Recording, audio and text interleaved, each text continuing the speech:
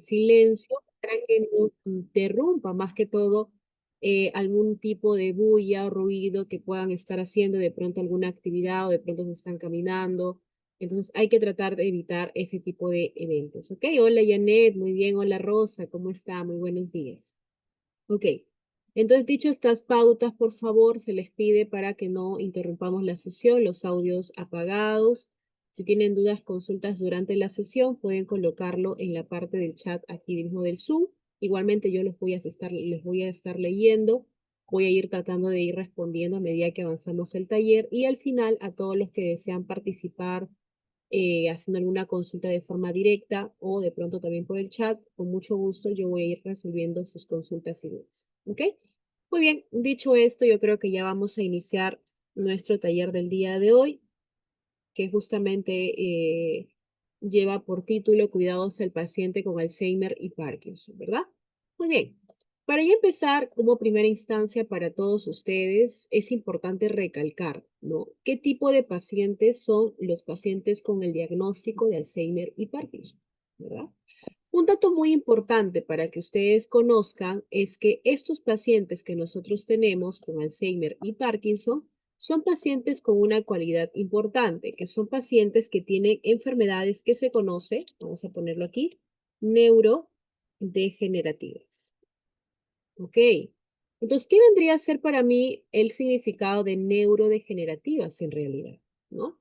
Para nosotros, cuando escuchamos el término neurodegenerativas, que son enfermedades que puede tener como indicio inicial principalmente una enfermedad que va a afectar al sistema nervioso, áreas del cerebro, ¿no? Que de alguna manera va a tener relación con la afectación, ¿no? De pronto, con las actividades de respuesta cognitiva, ya sea del razonamiento, la parte conductual, ¿no? Puede ser también a nivel de las emociones. Son características que nosotros tenemos que evidenciar.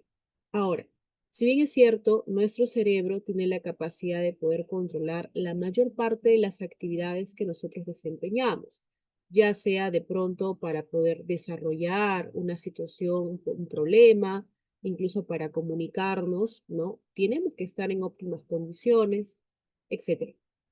Pero, ¿qué pasa con los pacientes que ya tienen este diagnóstico? Vamos a ver que el problema ya no es como una gripe, no es como una tos, no es como que simplemente me dio esto y ya me pasó. No es así. Este tipo de diagnósticos son conocidas como degenerativas.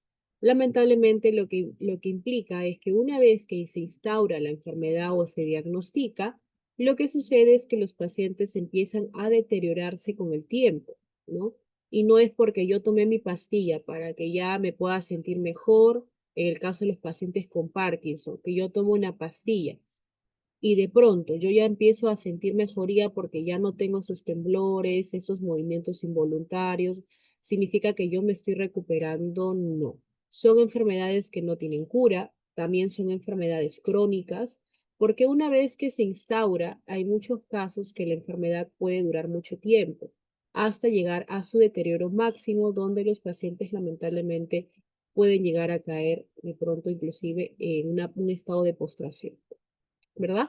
Entonces, eso es importante, ¿no? Para que ustedes puedan tener en cuenta, ¿no? Que esta situación de enfermedad, pues no es una situación de juego, porque así como inicia, a medida que va llegando a los estadios muchos más lejanos de la enfermedad, puede llegar a deteriorarse a tal nivel, ¿no? Que los pacientes caen en camita, ¿no?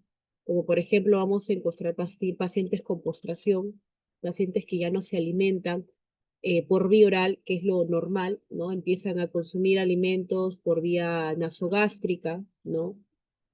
Vamos a ver que los pacientes, muchos de ellos ya no hablan, empiezan a balbucear cuando ya llegan a una etapa muy avanzada de la enfermedad. En el caso del Alzheimer, los pacientes experimentan un deterioro a nivel general porque ya empiezan a olvidar las cosas. Hay una reducción significativa de la masa cerebral, sí hay, por eso es que se reduce la cantidad de células que vamos a encontrar. Entonces, todas esas características son importantes para nosotros si es que estamos al cuidado de este tipo de pacientes, ¿no? Hay muchas actitudes que los pacientes con Alzheimer o Parkinson puedan tener y no necesariamente es por una situación de que nos quiera causar molestia, incomodidad, no, sino es todo lo contrario. Muchos de estos pacientes, parte de sus cualidades, ¿no? Hace que la propia enfermedad haga que ellos se comporten de tal medida que a veces podríamos para nosotros decir, bueno, ¿por qué esta persona me grita o por qué la persona de pronto quiere hacerme daño? Es porque muchos de estos pacientes, a pesar de que inicia con un tratamiento por parte de, vamos a decirlo así, por parte del geriatra, ¿no? Ya llega una etapa donde lamentablemente tienen que ser atendidos por un especialista que sería, pues, para nosotros un neurólogo y posteriormente ya un psiquiatra. ¿Por qué? Porque muchos de los comportamientos que empiezan a tener ya se relacionan bastante con cualidades de un paciente de salud mental y que si nosotros no le damos una medicación, un tratamiento adecuado, lo que va a suceder es que lamentablemente los pacientes pueden llegar a afectar incluso al entorno familiar, ¿verdad? Pero ya es importante para ir conociendo. Muy bien, vamos entonces ya a ir avanzando con respecto a esto. Muy bien. Vamos a iniciar primeramente conociendo lo que es el Alzheimer, ¿no? El Alzheimer como tal es una enfermedad degenerativa que ya lo hemos visto justamente hace un momento, ¿no? También nosotros lo vamos a conocer como un estado de demencia, ¿ya? Pero para nosotros hablar de demencia no significa que nosotros vayamos a decir, ah, ya, este paciente está experimentando un cuadro de locura y por eso tiene demencia. No, este grado de demencia que nosotros le vamos a asignar está relacionado más que todo por el deterioro, las pérdidas cognitivas. Vamos a ver que empieza a haber una modificación comportamental, conductual, en relación a la memoria, ¿no? Entonces, esta persona básicamente con el tiempo empieza a olvidar, ¿no? Ya no recuerda en muchos casos eventos que ha experimentado en la actualidad. Muchos de los eventos que el paciente experimenta van a estar relacionados de pronto a eventos anteriores, desde que era pequeño, antes de que se instaure la enfermedad, o de pronto eventos que han marcado en su vida, ¿no? Y que evidentemente el organismo o su cuerpo no los olvida. Pero eventos que ya empiezan a presentarse en la actualidad hasta hacia adelante, empiezan a olvidar, ¿no? Como por ejemplo puede presentarse no reconocer a los familiares, no reconocer al entorno o simplemente dejar ciertas actividades que él solía hacer porque simplemente ya no los recuerda, empieza a haber una pérdida también totalmente de la necesidad de, ¿no? de realizar muchas actividades como lo que es la iniciativa. O sea, ya estamos viendo un cuadro de salud mental bastante crítico en estos pacientes, ¿no? Ahora, dato importante para nosotros conocer aquí en el Alzheimer es que justamente cuando vamos a reconocerlo, acá nosotros en el Alzheimer tenemos cualidades muy importantes. Si bien es cierto, yo les decía que el Alzheimer está relacionado con un grado de demencia, que acá lo voy a colocar, ¿no? ¿Qué es lo que también va a suceder? En el caso de la demencia, por la parte diagnóstica, y eso es importante para ustedes, acá lo voy a colocar de otro color para tratar de, ok. En el caso del Alzheimer, nosotros vamos a tener dos puntos muy importantes que recalcar aquí. Por ejemplo, ¿no?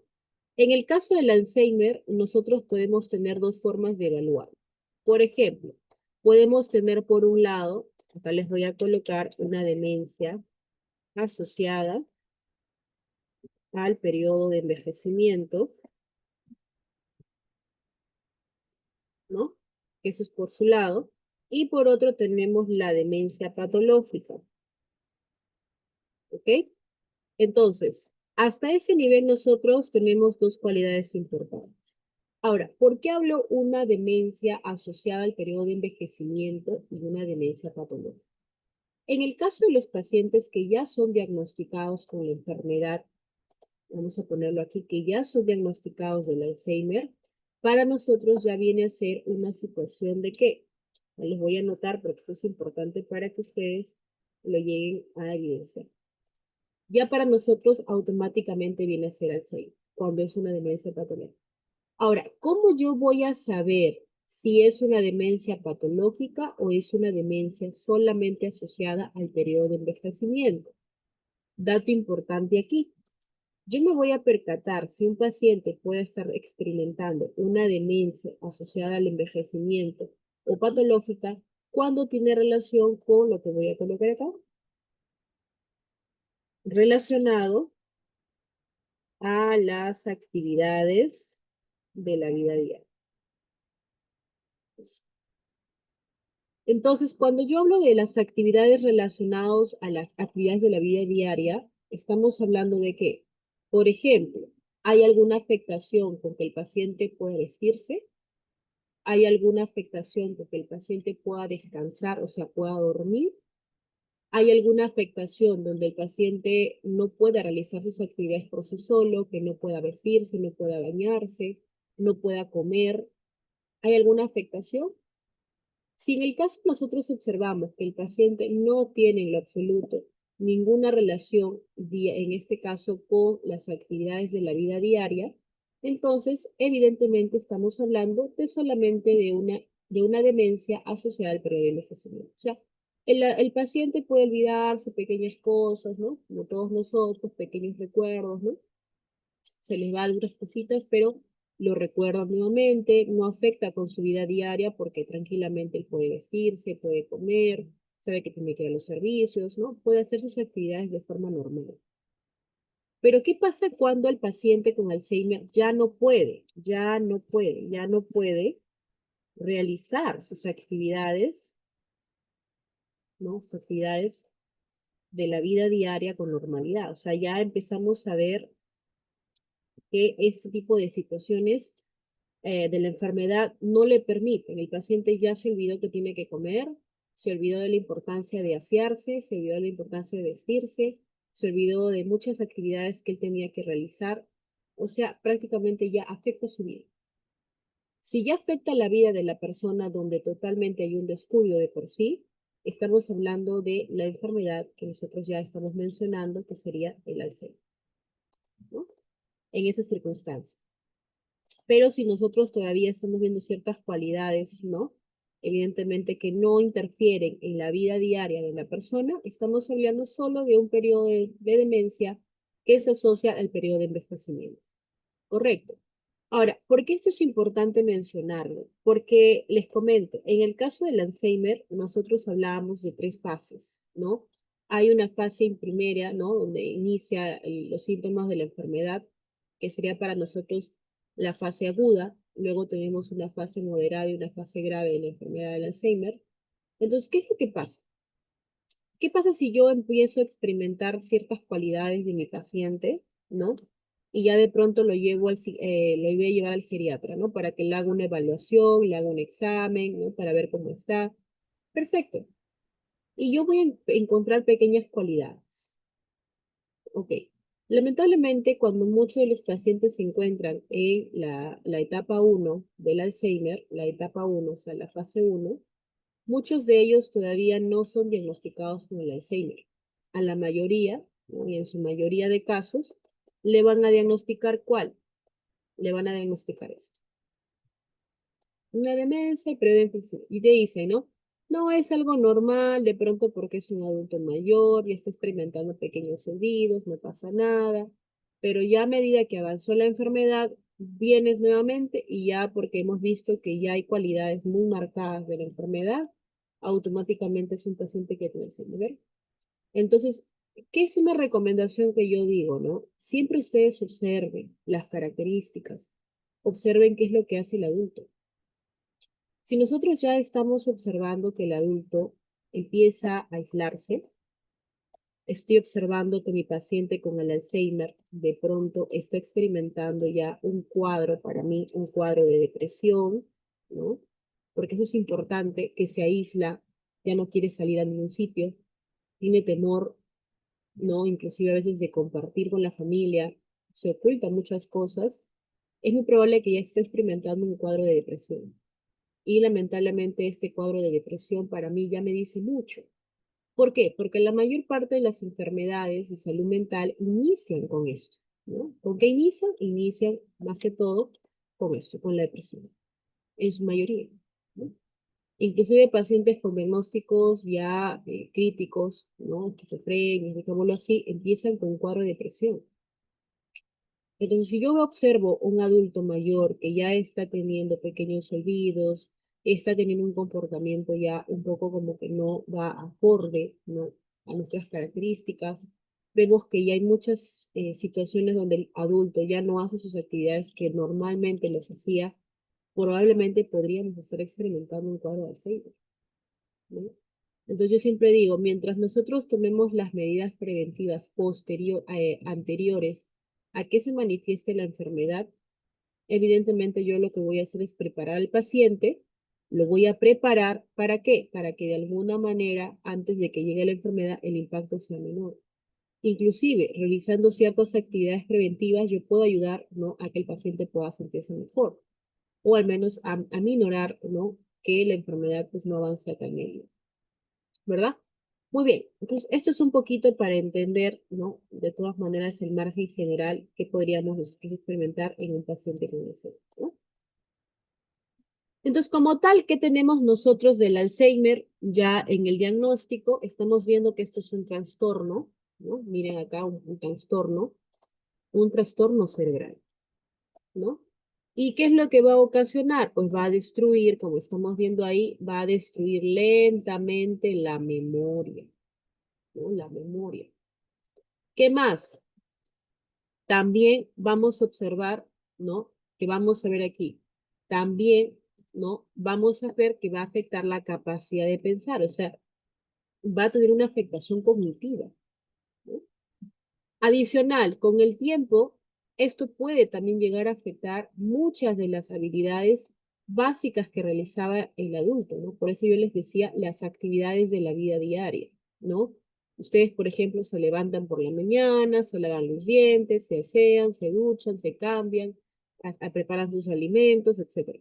Pero en el caso de los pacientes que ya tienen esta enfermedad, empiezan a tener ya diversas situaciones donde eso se empieza a afectar, ¿no? O sea, que ya de pronto pues ya se olvidaron, ya no, simplemente ya no sabía qué es lo que tenía que hacer por la mañana, no recordaba si tenía que alistarse, tenía que bañarse, tenía que hacer ciertas actividades, ya se olvidó, ¿ve? Y estas cualidades son muy importantes. ¿Por qué? Porque nuestro paciente empieza a experimentar ya un cuadro bastante crítico, ¿no?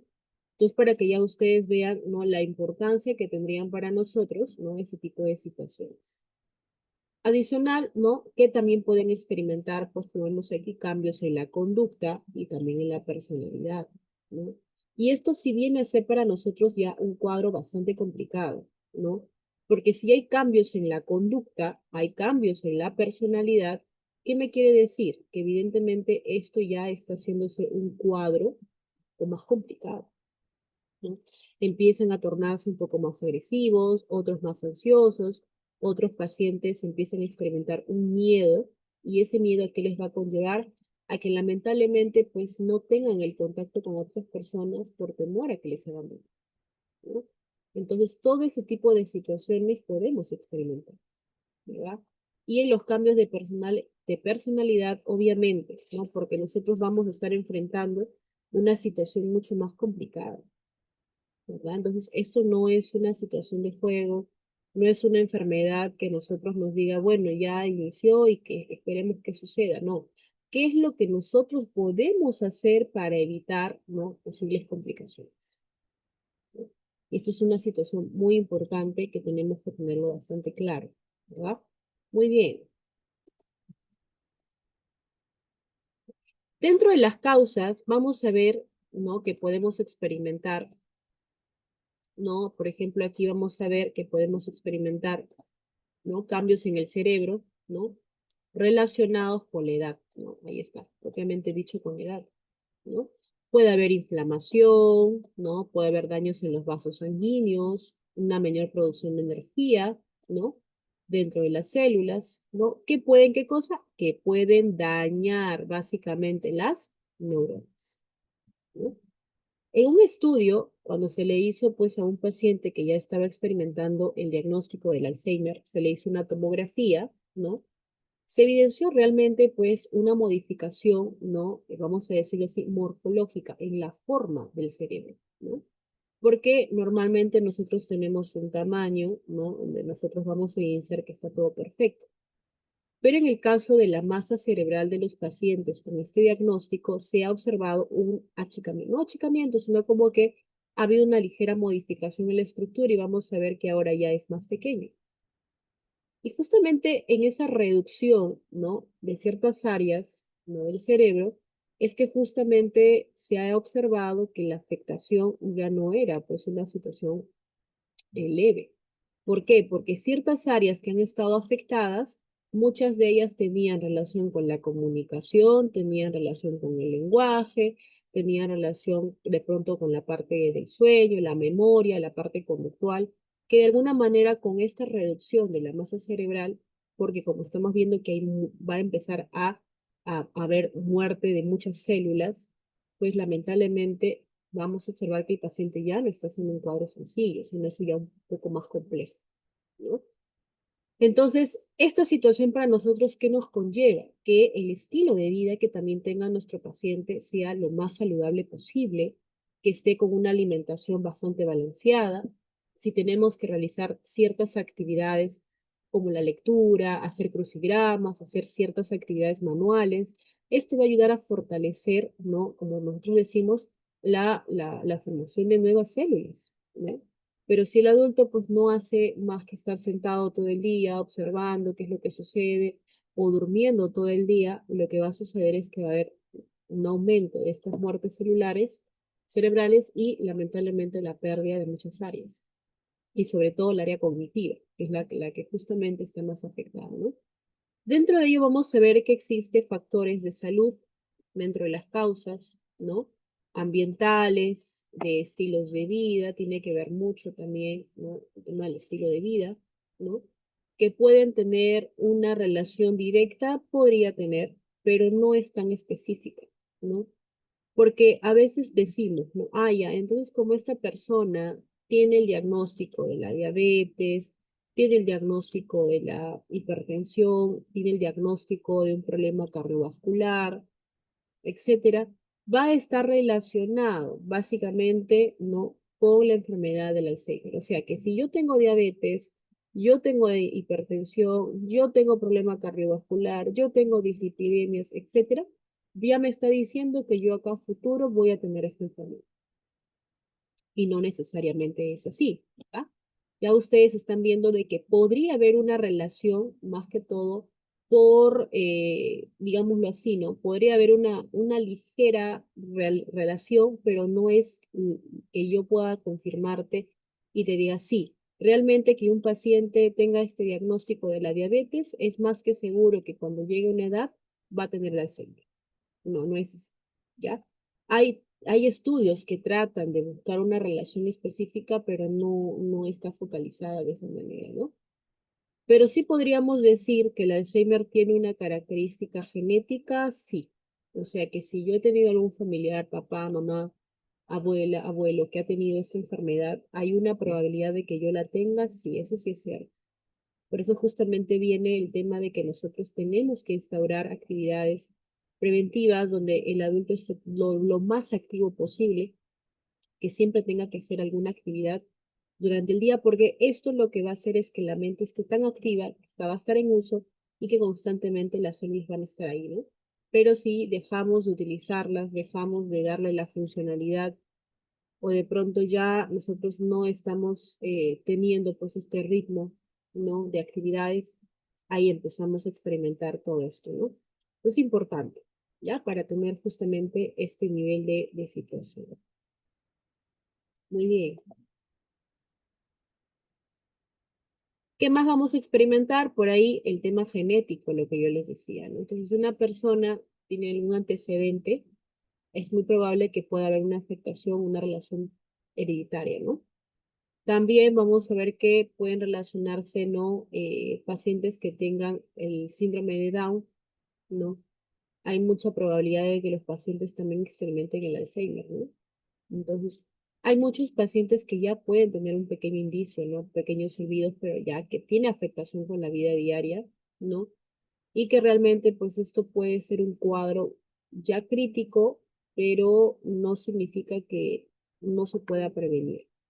¿Por qué hablamos de prevenir? Porque podemos hacer actividades, ¿no? Donde podemos hacer que el proceso de la enfermedad sea un poco más lento, de que no se inicie a muy temprana edad, ¿no? Y que evidentemente con las actividades que nosotros desarrollemos pueda ayudar a a que el paciente pueda sentirse mejor. Entonces, la idea es que lo que nosotros queremos es tener esta mejoría, ¿no? En tal medida que no llegue a afectar cuando ya el paciente llegue pues a una edad avanzada y digamos, uy, ya me dio el Alzheimer y ahora qué hago, no. Sino que la idea es de que el proceso de la enfermedad sea lenta, pausada y que no llegue pues a un deterioro masivo en corto tiempo, ¿no? Muy bien. Entonces, dentro de los signos y síntomas que vamos a observar, acá tenemos uno, que es la dificultad para encontrar o para expresar palabras, ¿no? De pronto el paciente con el Alzheimer empieza a olvidarse las cosas, ya no recuerda, o de pronto salió a la calle solo y lamentablemente pues no recordó cómo regresar a casa, ¿no? O simplemente se sentó, su mente se colocó en blanco y olvidó dónde tenía que ir. ¿Se olvidó? O en muchos casos para poder expresar palabras, ¿no? Tiene la parte de la comunicación, pero se está observando que no está comunicándose correctamente porque no tiene las palabras para realizarlo, ¿no? Porque yo solamente les decía, si bien es cierto, parte de la enfermedad también significa que va a afectar también el área del lenguaje, o sea que los pacientes ya no te van a comprender y ya no lo van a poder expresar a tal medida, que inclusive cuando llegan a una etapa 3 de la enfermedad, la fase 3 empiezan a balbucear nada más palabras y evidentemente esto ya se complica, ¿no? ¿Qué más? Problemas espaciales y de visión. Por ahí ya no recuerda dónde está, cómo llegó, cómo era el lugar, ya no observa claramente, ¿no? Cómo no estar también por acá, vemos consciente del espacio que les rodea. Nosotros le podemos preguntar, ¿no? Le podemos decir, de pronto, ¿dónde te encuentras? ¿Dónde estás? ¿No? Y muchos de ellos empiezan a decir, bueno, no sé, no sé dónde estoy, no sé cómo llegué, no sé qué día es hoy. Le preguntamos una fecha, nos puede decir una fecha errónea, porque evidentemente ya ha habido una afectación en el área, ¿no? Y por ahí el deterioro en el razonamiento del criterio.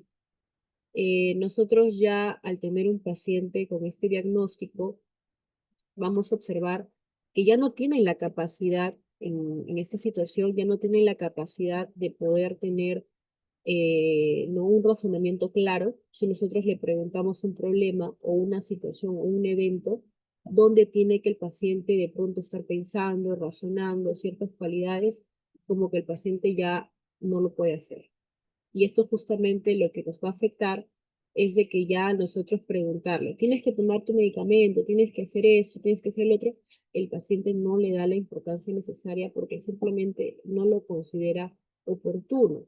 O inclusive le podemos preguntar de un problema X si el paciente ya no tiene la capacidad de hacerlo y experimenta, pues vamos a decirlo así, un cuadro de donde el paciente también entra en crisis. ¿No? Y esta crisis, ¿qué es lo que va a fomentar? Que el paciente en muchos casos pierda los papeles y se vuelva agresivo, ¿no? Por eso parte también de las recomendaciones que se da cuando nosotros tratamos con pacientes con Alzheimer es que en lo máximo que podamos no tratar de cargarles de responsabilidades y mucho menos decirle o presionarle ante cualquier tipo de situación. ¿Por qué? Porque lamentablemente lo que vamos a lograr al hacer ello es que el paciente se sienta muy cargado, muy estresado y empiece a tener una conducta un poco agresiva. Entonces, esto es importante para poder evitar pues, ¿no? alguna situación de riesgo o de daño también al propio paciente, ¿no? Y son características que nosotros sí o sí tendríamos que valorar, ¿no? Para evitar algún tipo de situación crítica, ¿no? Entre otros signos y síntomas que vamos a nosotros observar aquí, miren, muy aparte de las que ya hemos mencionado y las que son prácticamente importantes o vitales, ¿no? Acá vamos a ver, por ejemplo, demorarse más para poder finalizar lo que son las tareas. Este es un dato muy importante, ¿no? Porque nosotros, al darnos cuenta de que el paciente de por sí ya no tiene la capacidad de realizar sus actividades, ¿no? Esto también va a afectar en que muchas de las actividades que lo desarrolle fuera mucho más lento, ¿no? A tal nivel de que el paciente ya no va a poder finalizar correctamente lo que inició. Si inició haciendo una actividad, lo dejó inconclusa porque de pronto se olvidó cómo era el procedimiento, ya no recuerdo, no me acuerdo si estaba bien o estaba mal y simplemente lo dejó ahí. Otra cualidad que vamos a ver es repetir preguntas, ¿no? Le hemos hecho una pregunta y de pronto el paciente empieza a preguntarte una y otra vez, y te dice, ¿qué me dijiste? ¿Qué es lo que tenía que hacer? ¿Qué es esto o qué es aquello? O de pronto, ¿cómo lo tengo que trabajar? ¿Cómo lo tengo que realizar? ¿Qué tengo que tomar? Y te lo va a repetir a cada rato. O si le dijiste de pronto tu nombre o algo, lo va a preguntar una y otra vez. ¿Y esto por qué sucede? Porque ya la mente, una vez que ingresa la información, no tiene la capacidad de retención, se olvida, ¿no? Se olvida.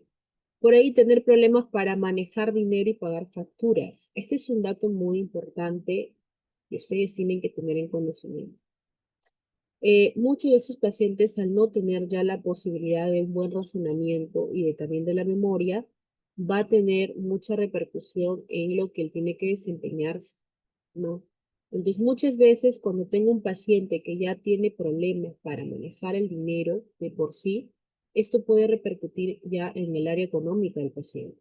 Entonces, aquí lo ideal es que el paciente conozca ya desde que se le diagnostica para que él pueda encaminar a una persona con responsabilidad, en este caso, para realizar sus actividades, ¿no?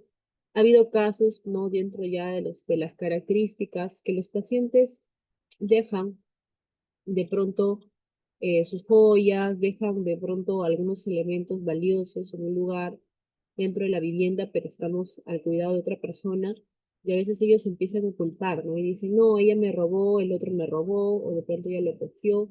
Y no es porque esto haya sucedido, sino que ellos piensan que lo han dejado en el lugar donde normalmente lo hacían, pero no recuerdan que lo hayan dejado en cualquier otro sitio. Y empiezan a echar la culpa, ¿no? De todas maneras, a otras personas a su alrededor. Entonces, parte también de una indicación aquí aprovechando es que ustedes, si son cuidadores, estén a la expectativa y estén observando dónde dejan sus objetos. Y si sabemos que todos los días él siempre va a estar al pendiente de buscarlo donde él lo solía dejar, entonces nosotros tendremos que trasladar de alguna manera sus objetos a ese lugar y de esa manera evitar todo tipo de eventos, ¿no? Entonces sucede. Deambular y perderse, que también es un factor importante. Estos pacientes tienen la cualidad, como su mente empieza a variar, se ponen mente en blanco, y muchas veces estos pacientes ya no tienen pues esos recuerdos espaciales, entonces salen a caminar y muchas veces ya no recuerdan cómo volver, ¿no? Por no decir, se pierden.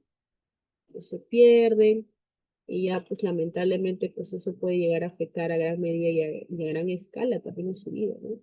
Ha habido casos justamente que muchos adultos salieron a la calle, no tenían ninguna identificación y se perdieron, ¿no? Se perdieron y empezaron a buscarlos.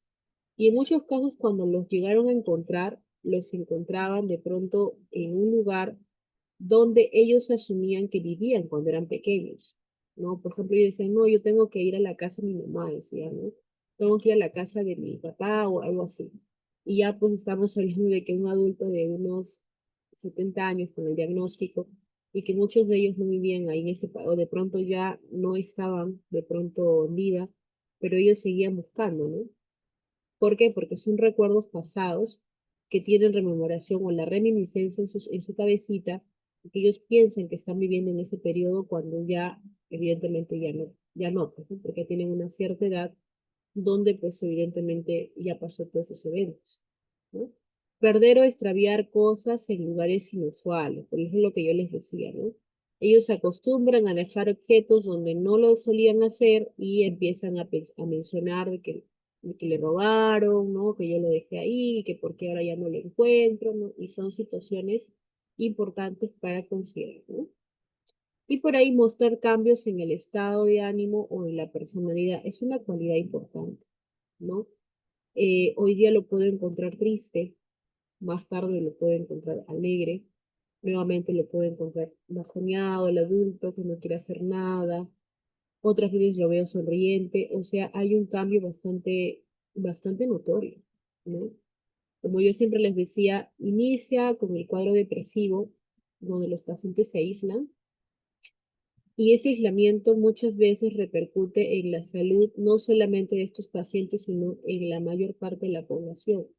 Si yo ya estoy observando que un paciente empieza a tener este tipo de eventos, pues nos da a nosotros una iniciativa de que tenemos que hacer algo, ¿no? Y ello es importante porque si nosotros no hacemos algo por ellos, pues esto puede llegar a afectar mucho más, ¿no? Muy bien. Ok. Dentro de la parte ya del diagnóstico, por eso yo les decía, esta es la parte más complicada.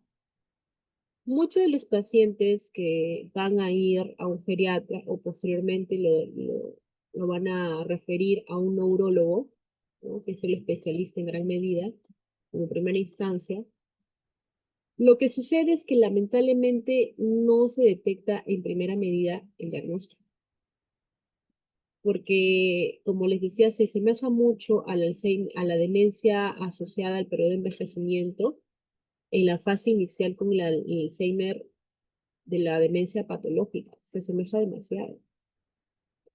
Pero ya cuando pasa un poco más de tiempo y ya el adulto empieza a tener un comportamiento ya muy inusual, porque de pronto el adulto ya se olvidó lo que tenía que hacer, se olvidó prácticamente de hacer sus actividades de la vida diaria, o sea, ya estoy observando que está afectando su entorno, ahí recién nuevamente lo llevo y ya diagnosticado. Pero ¿qué pasó, no? Si yo lo traje de pronto hace mucho tiempo y me dijeron que no tenía el Alzheimer. ¿Y por qué ahora sí?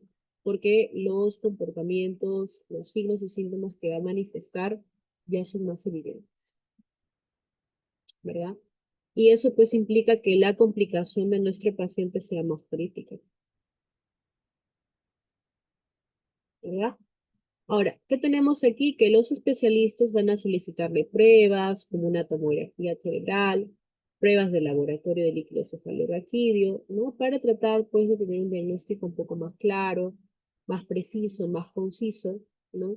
Y con estas pruebas poder medir cuáles son los signos de la enfermedad, cómo cambian en el tamaño del cerebro, porque hay una afectación, como yo les decía, no del tamaño, y también niveles de ciertas proteínas que nosotros vamos a encontrar de alguna manera en el estudio. Y es cierto, ¿no? Cuando nosotros observamos la tomografía de la masa cerebral de los pacientes, sí se observa que hay una reducción bastante notoria. Entonces, esta reducción la que nosotros nos va a determinar es que lamentablemente pues, va a afectar en ciertas áreas que el paciente pueda comunicarse o áreas, por ejemplo, como la memoria, o el lenguaje, o la parte comportamental, o el razonamiento, ¿no? Si es que ya afecta a áreas prefrontales, ¿no? Áreas, por ejemplo, del área occipital, por eso es que justamente también empieza a haber problemas de la visión, ¿verdad?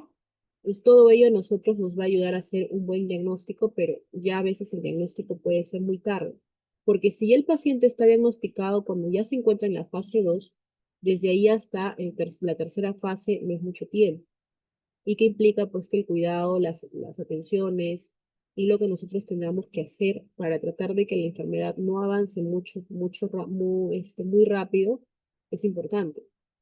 Ahora, la mayor parte del tratamiento que se le da a los pacientes va enfocado en la parte comportamental y conductual. Por ejemplo, si yo veo que un paciente está muy deprimido, está muy triste, llora siempre, o de pronto está muy agresivo o no puede descansar, nosotros le damos medicamentos para solamente este tipo de signos y síntomas. Más no es que al darle yo un tratamiento farmacológico, yo estoy haciendo de que el paciente se va a sanar del Alzheimer de acá a una semana, de acá a un mes, ¿no? Es solamente para paliar muchos de los signos y síntomas que el paciente puede estar experimentando, ¿no? Entonces, eso es importante, sí, porque de esta manera nosotros vamos a poder saber a gran medida cómo es que nuestro paciente va a sentir mejoría, al menos de los signos y síntomas, y que no afecte mucho, pues, en las actividades de la vida diaria, ¿no? Muy bien. Vamos entonces a compartirles este pequeño video. Primeramente, acá hay un primer video en relación justamente a la enfermedad. Voy a compartirles un momentito. Ujú. Eso es importante para conocer un poquito más cerca también de la enfermedad.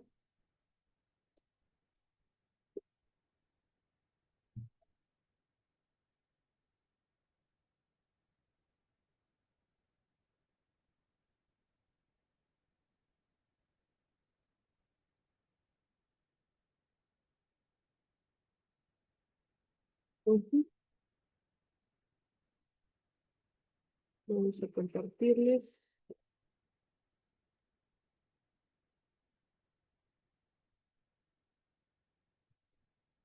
Envejecemos más tiempo porque morimos más tarde, las patologías derivadas del envejecimiento están aumentando de incidencia. Hace 80 años, cuando la expectativa de vida era de 50, es decir, morirse de media a los 50, las enfermedades que aparecen a los 80 no las tenía ni el tato, lógicamente. Pues ahora que ya hay gente que llega centenaria, que biológicamente podríamos llegar a tener 125 años y estar todavía llevando el balón y a jugar al patio con los amigos, ahora tenemos otro tipo de enfermedades. ¿Cuáles son esas enfermedades? Sobre todo las neurodegenerativas. En el caso Princes de las enfermedades neurodegenerativas está siempre la enfermedad de Alzheimer, que es una demencia integral, es una demencia progresiva que empieza de forma insidiosa y que va ganando terreno al cerebro, ganando terreno y al final acaba haciendo mella en todo el cerebro y acabamos, pues eso, demenciados, sin capacidades intelectuales superiores. ¿Esa demencia es inexorable? Sí. ¿Esa demencia es hereditaria, que todo el mundo que tenga una familiar con Alzheimer la va a sufrir? No.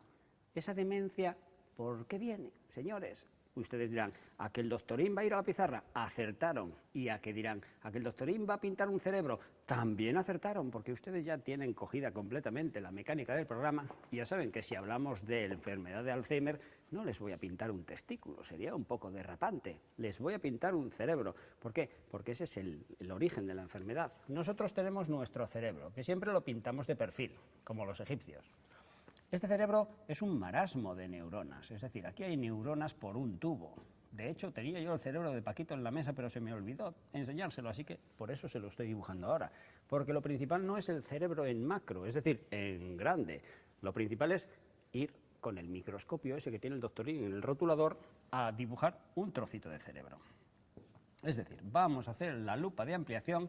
¿Por qué? Porque el cerebro no es ni más ni menos que neuronas, todas juntas, muy conectadas y que se comunican entre ellas. Esa es la idea, redes neuronales. Esas redes neuronales que llegan por aquí, axones a tutiplén, sigue habiendo trozos de las dendritas y de los cuerpos neuronales con su N de núcleo. Fíjense, yo solo he pintado 3,5 y fíjense qué tortel, pues tenemos cientos de millones. La idea es que nosotros, ¿por qué se comunican entre ellas? ¿Porque se mandan WhatsApps? No. En el cerebro no hay WhatsApp, señora. En su móvil sí, pero en el cerebro no. En el cerebro hay unas hendiduras entre neurona, la parte del polo final y la cabeza, que están rellenas de acetilcolina. Esta acetilcolina es el neurotransmisor de las neuronas, el que vehicula los mensajes. Acuérdense del nombre porque es muy importante para la enfermedad de Alzheimer. ¿Por qué? Porque uno de los mecanismos que deviene en enfermedad de Alzheimer es la pérdida de ese neurotransmisor. De tal manera que ya no transmiten las neuronas unas a otras. Al no transmitirse, se aburren y al aburrirse se mueren.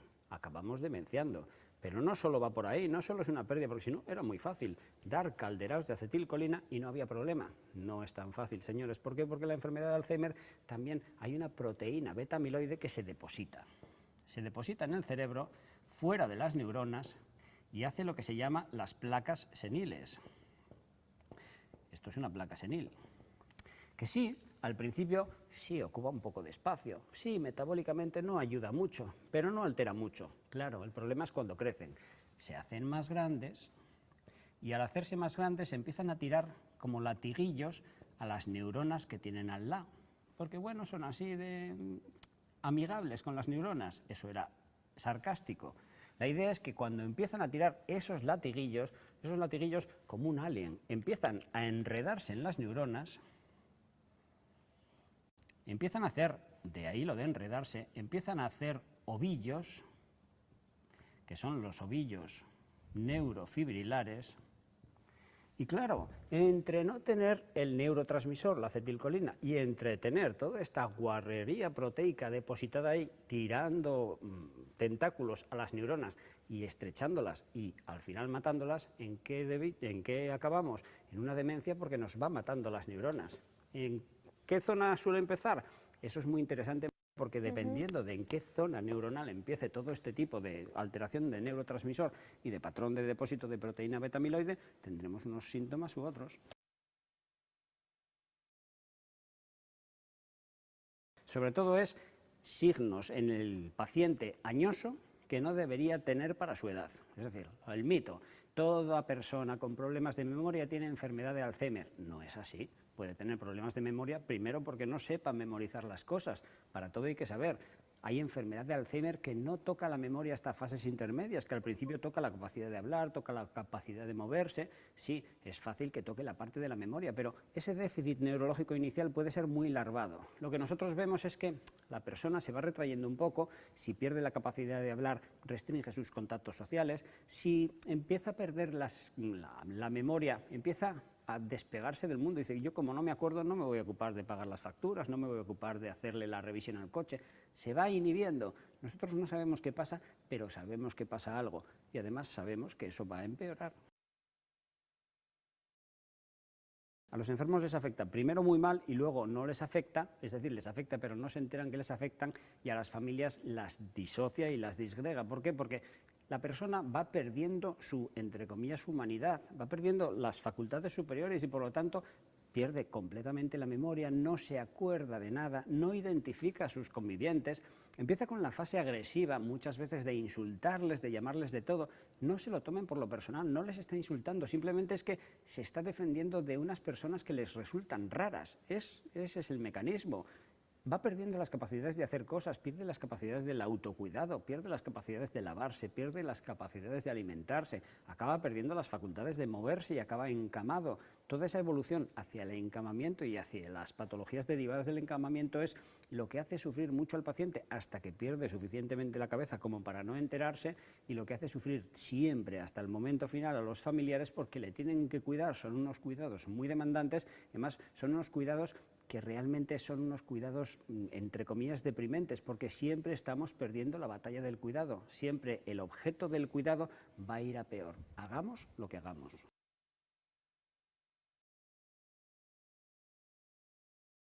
El enfermo al principio es consciente, a mitad de la enfermedad va siendo consciente de sus pérdidas y eso le va frustrando. Y llega un momento que ya no es consciente ni de sus propias pérdidas por esa progresión, esa muerte neuronal progresiva, y por lo tanto ya ni siente ni padece. Sí, puede haber momentos de una subida de neurotransmisor, que tenga esos momentos flash de consciencia, de identificar igual al familiar, de hacer algo bien cuando ya lleva mucho tiempo sin hacerlo, pero luego vuelve a la situación de la cabeza no le funciona y por lo tanto a partir de ahí ya no se da cuenta y ya él no sufre, pero sus familiares sufren mucho.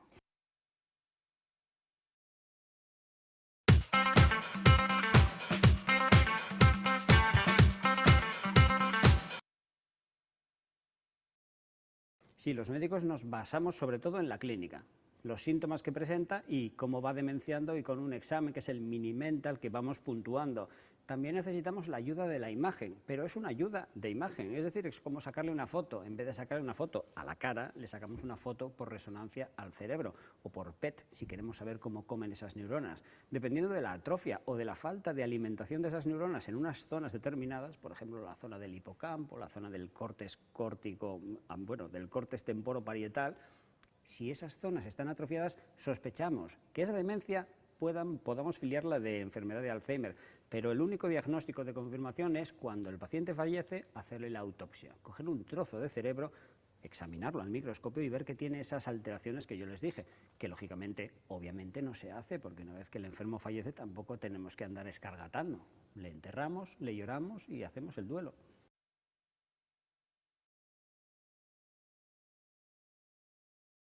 Por ahora no podemos pararlo, y como no podemos pararlo estamos vendidos. Tendremos que tirar a uno de los dos tratamientos principales. El principal, meterle acetilcolina, no en esa forma, sino en fármacos que hacen que conserve esa acetilcolina, ese neurotransmisor entre neuronas que de por sí va a perder. Son los fármacos típicos de las personas de Alzheimer, que es un fármaco de toma crónica que funciona en las etapas iniciales y en las etapas intermedias. También podemos intentar que no forme esos agregados proteicos que son esas placas seniles con los ovillos neurofibrilares. Eso es mucho más difícil. Se están intentando pues, tratamientos con vitamina A, vitamina E, es decir, antioxidantes que eviten esa transformación de las proteínas en esos bodoques entre las neuronas, pero todavía no estamos consiguiendo nada. También se está intentando las vacunas. Hay vacunas, por ejemplo, en Suecia, que están intentando ir por la vía de si vacuno frente a la transformación de esa proteína beta-amiloide y cuando se empieza a formar el cuerpo, como está vacunado, reacciona contra ella y la masacra con las células de las defensas, igual libramos el Alzheimer, pero todavía estamos muy iniciales. Es una enfermedad que nos lleva mucha delantera y que nos tiene ganada la compensación porque cada vez hay más personas envejecidas y por lo tanto más candidatos susceptibles a padecerla.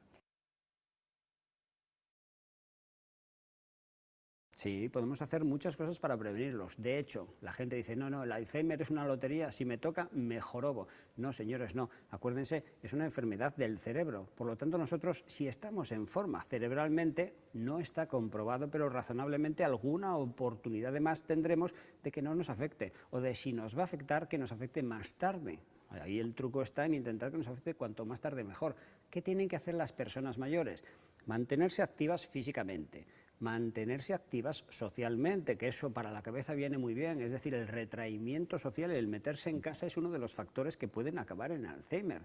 Todo ese tipo de cosas, esa gimnasia mental que tienen ustedes que hacer, aparte de la física, les posibilita el qué, mantenerse neuronalmente más activos. Ahora tenemos también la derivada Internet. Si nuestros mayores se meten en Internet, es una actividad que ellos no conceptuaban que se pudiera realizar, que les hace hacer un ejercicio mental muy fuerte y que es muy terapéutica. Aunque se carguen en el ordenador, me da igual, se descarga rápidamente. La idea es que estén activos, que estén muy activos y sobre todo a partir de los 50 años no hagan ese decaimiento de estar siempre dejando de hacer cosas, porque el que deja de hacer cosas se atrofia y puede ser pasto de ese tipo de transformaciones que hemos dibujado.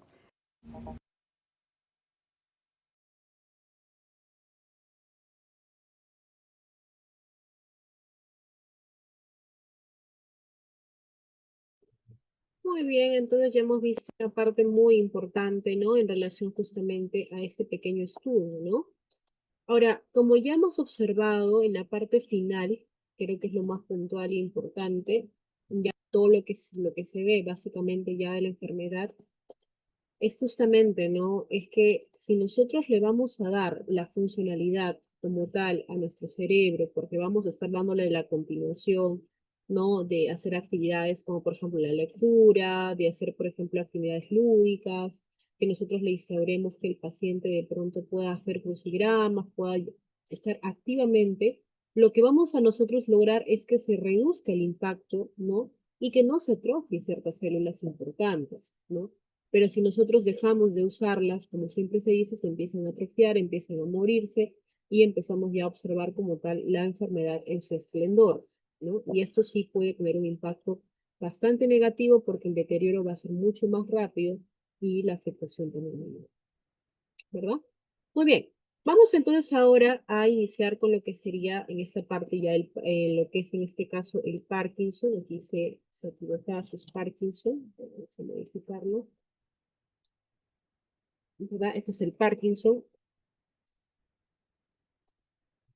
Muy bien. Entonces, en el cuestión del Parkinson, cosas puntuales muy importantes que tenemos que conocer. El Parkinson, al igual que el Alzheimer que ya habíamos conversado, es una enfermedad neurodegenerativa, es una enfermedad que no tiene cura, simplemente nosotros le vamos a dar un tratamiento farmacológico para que el paciente pueda mantener su calidad de vida en relación a los signos y síntomas que pueda manifestar, más no la enfermedad tiene cura. Ya, eso hay que tenerlo bastante claro porque a veces que muchos piensan que el Parkinson también le doy un cierto grupo de medicamentos y como el paciente ya no experimenta estos temblores, los movimientos involuntarios, ¿no? Que normalmente él tenía, pues pensamos que ya el paciente se ha sanado, no, no es así, sino que estos pacientes cada cierto periodo de tiempo tienen que tener sus ajustes de medicamentos, tienen que estar con el tratamiento porque si no, no van a poder tener una vida tranquila, ¿no? A pesar de que la enfermedad pueda llegar a avanzar y pueda inclusive afectar a gran escala, ¿no? Muy bien. Entonces, como parte del Parkinson, esto mayormente está afectado, y acá lo voy a colocar, ¿no? Con la disminución de un neurotransmisor importante. Vamos a poner de otro color. Vamos a ponerlo de color azulito. ¿Ok? Entonces, ¿cuál es este neurotransmisor, ¿no? Que está disminuido en muchos de estos pacientes? Es la dopamina, ¿no? Ahí está, la dopamina. Y en realidad, ¿por qué estamos hablando de la dopamina? Porque muchas veces este neurotransmisor se va a encargar, ¿no? De regular estos movimientos, ¿no? Estos movimientos involuntarios, ¿no? Vamos a ver que el paciente va a tener la coordinación, nos va a ayudar a mantener un estado no crítico, porque los pacientes que tienen el Parkinson empiezan a tener una, vamos a decir así, un músculo más rígido, movimientos totalmente incongruentes porque ya el cuerpo no es capaz de controlarlos. Empezamos a ver ahí un enlentecimiento por parte del organismo, o sea que hay como una especie de desconexión, ¿no? De nuestro cerebro, ¿no? Prácticamente con los movimientos. Y esto está relacionado bastante con el sistema nervioso eh, central, ¿no? Entonces, ¿qué es lo que pasa cuando estos pacientes tienen esta disminución de la dopamina? Eso es lo que vamos a observar, ¿no? En el caso de la dopamina, nosotros encontramos que tiene 5 fases, ¿no? Y en cada una de esas fases vamos a empezar a medir el avance paulatino de la enfermedad. Puede iniciar con un movimiento involuntario de una mano, de ahí se traslada a la otra mano, de la pierna, de la otra pierna, y así vamos a observar que esto empieza a darse como avance, ¿no? Y lamentablemente muchos de estos pacientes que iniciaron un tratamiento farmacológico eh, leve, ¿no? O una pastilla, 2 pastillas, por respecto al tiempo, se tiene que hacer los ajustes respectivos porque la enfermedad avanza y así como en el caso del Alzheimer, vamos a ver que lamentablemente también llegaría a tener un estadio bastante crónico, ¿no? ¿Por qué? Porque los pacientes, una vez que llegan ya a una fase muy avanzada de la enfermedad, también se postran en una cama, ¿no? Y al postrarse en una cama nos dificulta pues muchas veces que ellos ya hagan sus actividades, ¿no? Empieza a haber también problemas con el lenguaje, la parte conductual, ¿no? Muchas de las actividades que solían hacerlo ya no lo pueden hacer, o sea, ya la afectación es bastante crítica, ¿no? Y para nosotros, pues esto no es un juego, ¿no? Porque si yo observo un paciente, ¿no? Que puede estar manifestando todo este tipo de cuadros, todo este tipo de eventos, entonces es importante que ustedes también tengan claro, ¿no? La información, ¿no? Que se les va a transmitir. Entonces, para que también nosotros vayamos, en este caso, evaluando, ¿no? A ver. Vamos a avanzar entonces también aquí.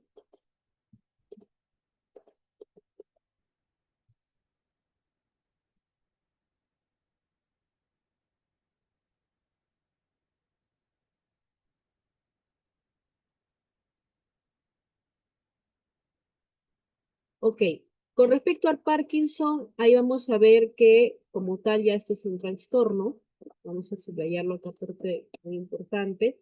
Esto es un trastorno como tal ya de nuestro cerebro, ¿no? ¿Y qué es lo que va a provocar? En este caso, vamos a ver movimientos involuntarios, ¿no?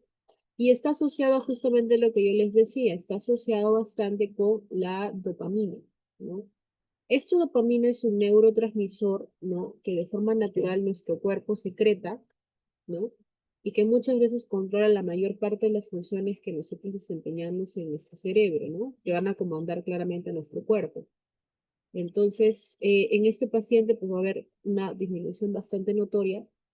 Por eso es que también la mayor parte de los medicamentos que se le administra a los pacientes van a tener esta composición que es justamente como la levodopa, que es uno de los medicamentos farmacológicos que le dan, ¿no? ¿Cómo van a expresarse estos movimientos involuntarios? Pueden ser los temblores, puede verse la rigidez, ¿no? O también la dificultad con el equilibrio y también la coordinación. Lamentablemente, los pacientes que experimentan la enfermedad, vamos a observar que empiezan a cojear un poquito, arrastran la pierna, no pueden controlar el movimiento, les dificulta agarrar objetos, ¿no? Por esa rigidez y ese temblor, ¿no? Y en muchos casos vamos a ver que si hablamos de la data ya epidemiológica, podríamos decir que esta enfermedad del Parkinson está más asociada a los hombres que a las mujeres, ¿no?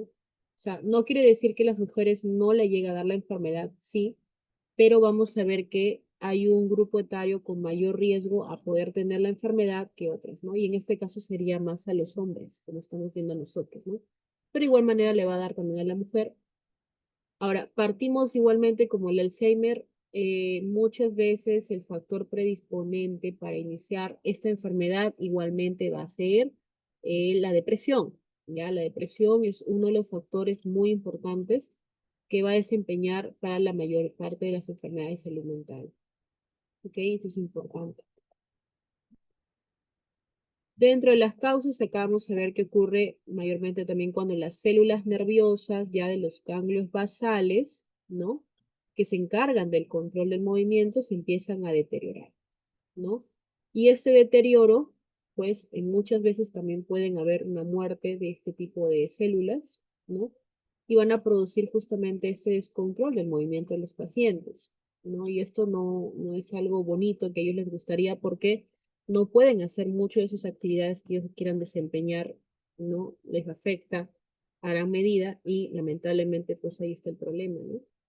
Pues ahí tenemos nosotros ahí la dopamina, ¿no? Que es el neurotransmisor importante en esta enfermedad. Pues vemos que cuando las neuronas mueren o se empiezan a deteriorar, producen menos dopamina, ¿no? Que es lo que estamos viendo. Y lo que va a provocar, pues, es problemas del movimiento, ¿no? Que se van a asociar directamente con la enfermedad. Pues ahí está, ¿no? La situación bastante crítica, ¿no? Que van a empezar a experimentar, ¿no? La mayor parte de los pacientes.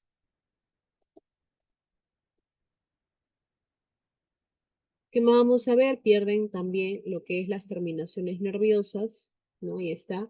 Y también va a haber una afectación, una disminución de la norepinefrina, que también se encarga, ¿no? Como mensajero simpático para controlar la mayor parte de las funciones de nuestro cuerpo, como también la frecuencia cardíaca, la presión arterial. Entonces, muchos de los pacientes que tienen la enfermedad del Parkinson también pueden tener una afectación directa a nivel cardíaco, ¿no? Y en realidad de forma general, ¿no? Porque ya los pacientes que empiezan a tener este cuadro, ellos no lo van a manifestar cuando todavía pueden, ¿no? Comunicarse, ¿no? ¿Por qué? Porque llega también a una etapa donde lamentablemente los pacientes ya no pueden inclusive, ¿no? Emitir palabras, ¿no? Ya no pueden emitir palabras, empiezan a balbucear, muchos de ellos ya no se les escucha claramente porque empiezan a tener rigidez también a nivel de la cara. Por eso una recomendación que se da en los pacientes que ya están con este problema es que siempre mastiquen chicle, ¿no? ¿Por qué? Porque al masticar chicle estamos trabajando la musculatura de la cara, donde también afecta a nivel de la enfermedad, porque hay una rigidez. Entonces, para que ellos sigan articulando sin ningún problema, tiene que haber la terapia, ¿no? Ahora, aprovechando este espacio, es que es muy importante que los pacientes que tienen el diagnóstico no solamente sea un tratamiento bajo fármacos, o sea, medicamentos, sino también ellos necesitan que cuenten con un terapeuta que constantemente les esté haciendo movimientos, terapia muscular, con esto lo que les decía también de la cara, de masticar chicle, porque esto va a hacer que el músculo no se ponga rígido y evidentemente también disminuye el dolor. ¿Por qué? Porque lamentablemente la rigidez lo que va a ocasionar en los pacientes es un dolor bastante frecuente y latente en la zona donde está manifestándose la rigidez como tal del paciente. Entonces es insidioso que los pacientes tengan la terapia y ellos le acompañen en conjunto con el tratamiento farmacológico para que pueda tener una mejor calidad de vida, ¿no? Así como el Alzheimer, vamos a ver también que el Parkinson es una enfermedad hereditaria también. O sea, si un familiar mío tuvo la enfermedad del Parkinson, es muy probable que yo también la tenga. Sí, hay una alta relación. ¿no? Y que lamentablemente pues está asociado, como vamos a ver, a características genéticas, ¿no? En su gran medida. Dentro de los signos y síntomas que vamos a observar en nuestros pacientes son los temblores en las manos, los brazos, las piernas, la mandíbula o la cabeza. Va a haber rigidez muscular, que es lo principal, por eso es que sí o sí tiene que haber terapias, ¿no? Lentitud del movimiento, los movimientos van a ser muy enlentecidos, lo que hace que los pacientes hagan sus actividades de forma muy pronta y mucho menos muy rápida, ¿no? Ok. Y por otro lado, también el deterioro del equilibrio y la coordinación, lo que puede también provocar muchas caídas en la mayor parte de los pacientes, ¿no? Y esas caídas, ya ustedes saben, en un adulto mayor es bastante perjudicial, ¿verdad? Muy bien, antes de continuar, le voy a dar un pequeño pase al área académica para que les dé algún comunicado, por favor. Adelante.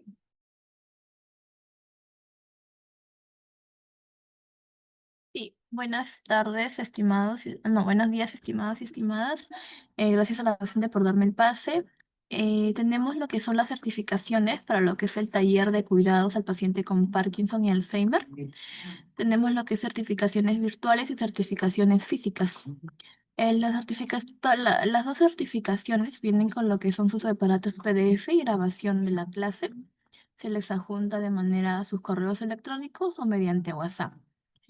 La que es certificación virtual tiene lo que es un costo de 30 soles y la certificación física tiene lo que es un costo de 45 soles. Voy a juntar en lo que es en el chat del Zoom lo que es su link del grupo del taller para que se puedan unir y así puedan solicitar lo que son las certificaciones. También voy a dejar aquí por escrito lo que es las certificaciones, el costo el costo y lo que viene incluido. Si hay alguna duda adicional, me la hacen saber para poder guiarnos.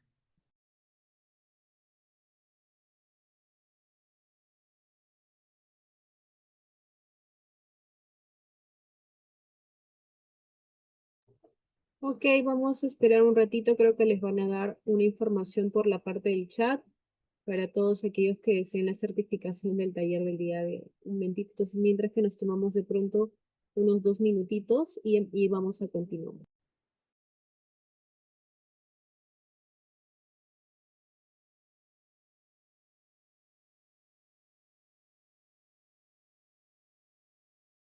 Vamos a avanzar. Continuado con los signos y síntomas. Entonces nos quedamos que es importante que nosotros evaluemos a nuestros pacientes en relación pues a que pueden experimentar un deterioro tanto en el equilibrio, la coordinación y que esto puede llegar a afectar en relación a las caídas, ¿no? Ya ustedes saben, ¿no? Todos los pacientes que pueden experimentar caídas, ¿no? Evidentemente con una edad bastante avanzada, esto puede implicar no solamente daño directamente con la enfermedad, sino que también puede llegar a afectar, ¿no? A que el paciente se postre en una cama y complicarse mucho más la enfermedad, ¿no? ¿Por qué? Porque ya ustedes han visto, ¿no? Que la enfermedad como tal, ¿no? Se relaciona con, en este caso, los movimientos involuntarios, hay rigidez, y si el paciente ya inclusive no desarrolla mucho de estas actividades, pues empieza a experimentar mayor daño. Igual, ¿no? A pesar de que el paciente también puede relacionarse, ¿no? Con el deterioro, ¿no? Cuando ya llega a una etapa avanzada de la enfermedad, también experimenta lo que es justamente la postración, puede haber lo que es la necesidad ya de colocarle para alimentar una sonda, ¿no? ¿Por qué? Porque lamentablemente el paciente también pierde la capacidad de masticar los alimentos. Ya estamos viendo el nivel más crítico, ¿no? Muy bien, entre otros signos y síntomas que vamos a experimentar, aquí vemos la depresión, puede haber también otros cambios emocionales, ¿no? Bastante complejos ya en nuestros pacientes, porque justamente partimos desde la depresión, ¿no? Y ya los otros cambios que pueden estar asociados a la ansiedad, a nivel de estrés, ¿no? Que es bastante recurrente, la dificultad para tragar, masticar y hablar por la rigidez que van a tener a nivel de la cara. Por eso es que es importante que yo siempre como sugerencia digo que siempre hay que darle chicle, ¿no? Para que el paciente mastique, Esta masticación lo que va a ayudar es que de alguna manera el paciente no pierda, ¿no? En este caso la articulación y que el músculo rígido que tenga de la cara pueda también estar un poco más flexible, ¿no? Y evitemos también el dolor que pueda tener el paciente. Problemas urinarios o de estreñimiento, porque también a nivel de la vejiga tenemos también musculatura. Entonces, si es que esto sucede, también puede llegar a afectar. Muchos de los pacientes terminan hasta con sonda vesical, ¿no? Entonces, por eso también es importante tener en cuenta. Problemas de la piel, muy aparte de todo ya lo que hemos mencionado, los pacientes también experimentan lo que es también una resequedad de la piel. Vamos a ver que la piel es más reseca, la piel se torna un poco vamos a ponerlo así, una piel un poco más tornasolada, una piel un poco más así como que más sensible, ¿no? Entonces es importante que los pacientes también durante todo este periodo, ellos estén tomando bastante líquido, que se estén hidratando, sumado a ello que son adultos mayores donde la piel se vuelve un poco más como una cascarita de cebolla, más sensible. Entonces es importante que también estemos hidratándonos, que estemos con cremas corporales y todo ello, ¿no? En la parte del diagnóstico es casi similar como en los pacientes del Alzheimer. Tiene que pasar de alguna manera por un especialista. Propiamente iniciamos por el geriatra porque es el encargado que va a hacer la referencia con el médico que sería el neurólogo para que le haga la evaluación y ya posteriormente, si es que amerita, también hacerle la referencia con el médico psiquiatra, ¿no? Porque hay que tener en cuenta que los pacientes que experimentan la enfermedad también van a tener un cuadro bastante ansioso, bastante depresivo, y los medicamentos que se les va a brindar también están asociados con el tratamiento farmacológico de salud mental, ¿no? Entonces, si nosotros no le damos esa opción, ¿no? De alguna manera, que el paciente pueda tener ello, pues lamentablemente también puede llegar a afectar, ¿verdad? Entonces, ¿qué más? Vamos a solicitar exámenes de laboratorio para también diagnosticar en el caso que un paciente no tenga una característica genética, porque nosotros le hacemos una evaluación y le preguntamos tanto al familiar, ¿no? Y le dijimos, de pronto usted ha tenido algún familiar, algún antecedente donde ha tenido la enfermedad del Parkinson. Ellos nos pueden decir que no, entonces nosotros como que para un descarte le podríamos hacer un examen adicional y poder tener el diagnóstico más correcto, verificar la historia clínica, ver también el estilo de vida del paciente, hacer el examen neurológico, ¿no? Y de esta manera poder también darle la opción de medicamentos que pueda reducir el impacto de la enfermedad, ¿no? Ante este caso, más que todo por los movimientos involuntarios y la rigidez que puedan experimentar, ¿no? Ok. Vamos a ver entonces ya un pequeño video justamente que nos habla acerca de estos pacientes. Igualmente ahorita ya vamos a ver aquí, de los pacientes con Parkinson. Vuelve el programa. Bien. Ok, vamos a proyectarles entonces para poder visualizar de forma mucho más clara también y didáctica, ¿no? Todo con respecto a lo que sería el Parkinson.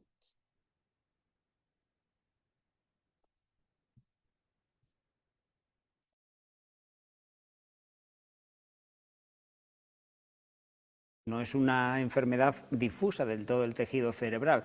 Tiene el capricho de ir a atacar unas neuronas que están en el tronco del encéfalo, que es en la salida de todo el cerebro para abajo, para la médula espinal, y concretamente unas neuronas que están en lo que se llama la sustancia negra, unas neuronas que tienen como neurotransmisor la dopamina.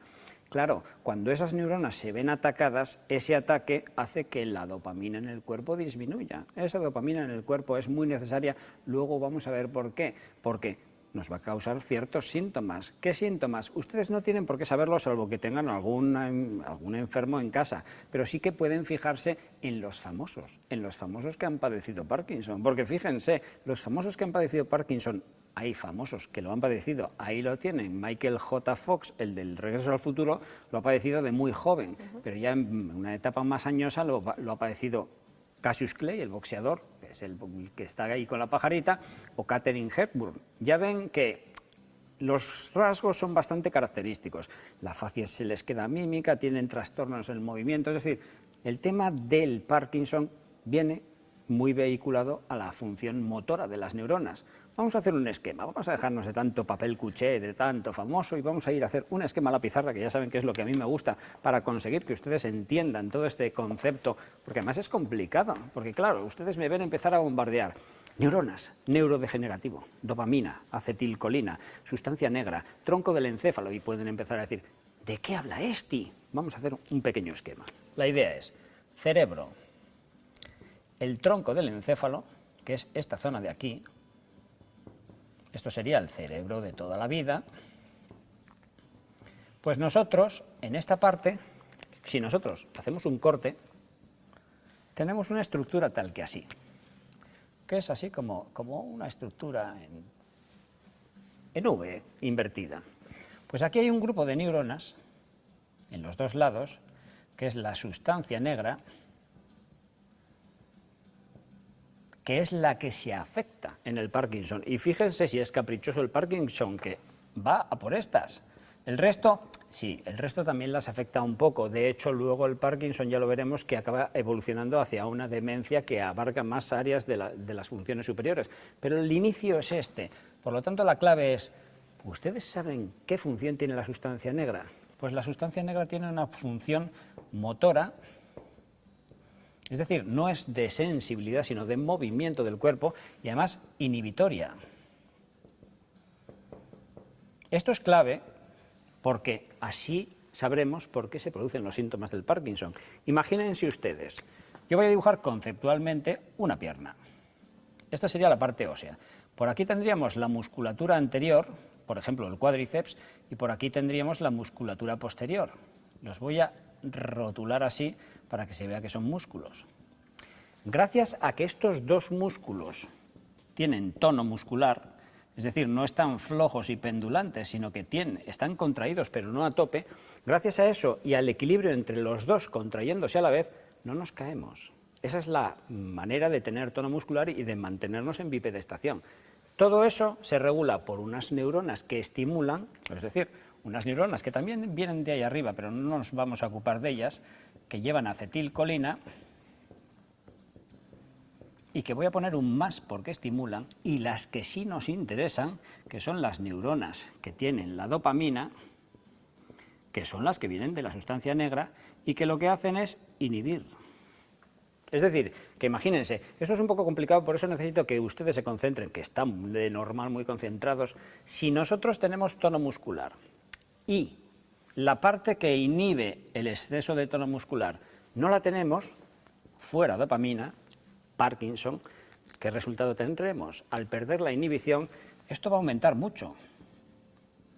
Vamos a tener mucho tono muscular, es decir, nuestra patología del Parkinson no es de debilidad, de caernos, es de irritabilidad muscular y de exceso de tono muscular. De ahí tenemos los síntomas del Parkinson. Esas caras de las personas parkinsonianas son caras rígidas, caras de tensión muscular.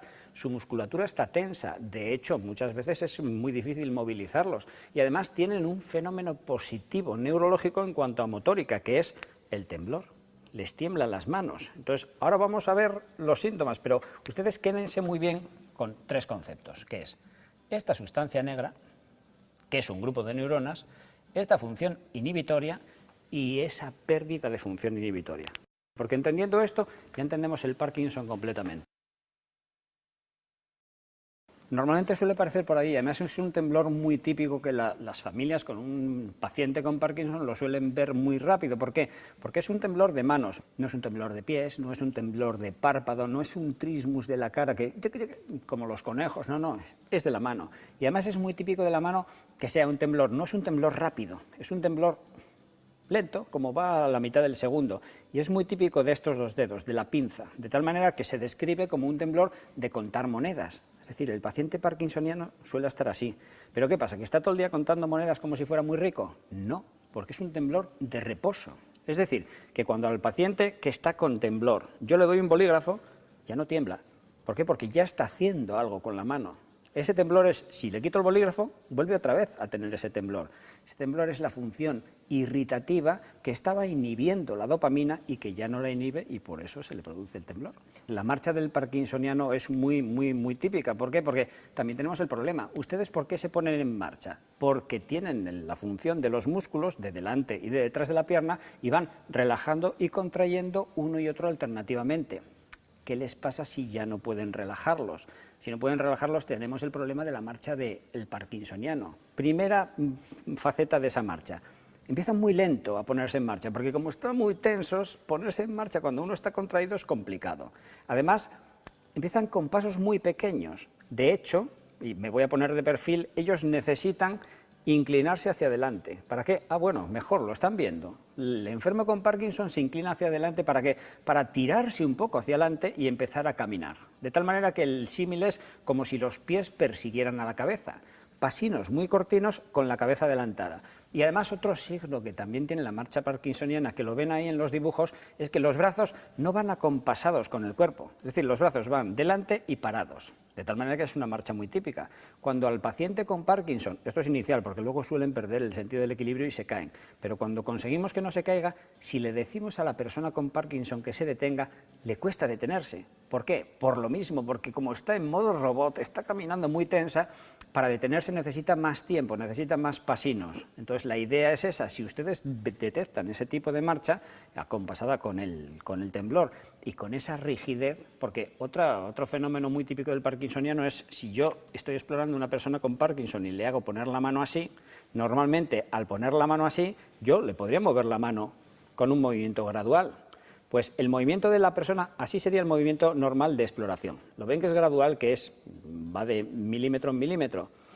La persona parkinsoniana tiene el fenómeno de la rueda dentada, es decir, como está tensa como los tornillos en un submarino, yo le venzo y le engancho, rueda dentada. Le vuelvo a vencer porque vuelvo a vencer la fuerza que hace y le doy el siguiente paso. Le vuelvo a vencer y el siguiente paso. Es decir, no es un movimiento fluido, es un movimiento en etapas.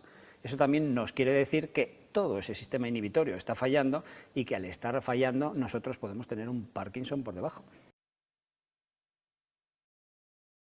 Normalmente el diagnóstico del Parkinson es clínico, es decir, por eso he hecho tanto hincapié en los síntomas, porque el neurólogo, que es el especialista en Parkinson, diagnostica el Parkinson con esos síntomas que yo les cuento, porque no hay ningún marcador bioquímico del Parkinson. Sí podemos hacer pruebas de imagen. Acuérdense del dibujín del doctorín en la pizarra para que, viendo esa estructura concreta del tronco del encéfalo, le podemos hacer pruebas dinámicas. Morfológicamente no se ve distinto, hay que hacerle una buena resonancia o una resonancia combinada con un PET, es decir, con algo que nos diga cómo están comiendo esas neuronas para ver una zona de silencio, es decir, de neuronas que no están comiendo, y si coincide neuroanatómicamente con la sustancia negra, nosotros ya tenemos un refrendo de imagen, pero normalmente con la clínica nos vale. No tiene cura. El problema del Parkinson es que no lo curamos, ralentizamos su evolución. ¿Cómo?